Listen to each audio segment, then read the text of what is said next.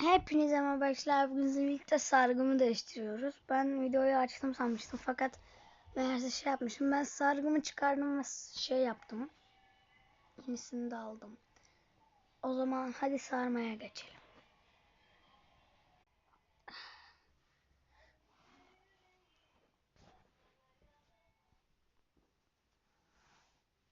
Tek elle yapmak zor olduğu için durduracağım ve sarıp geleceğim.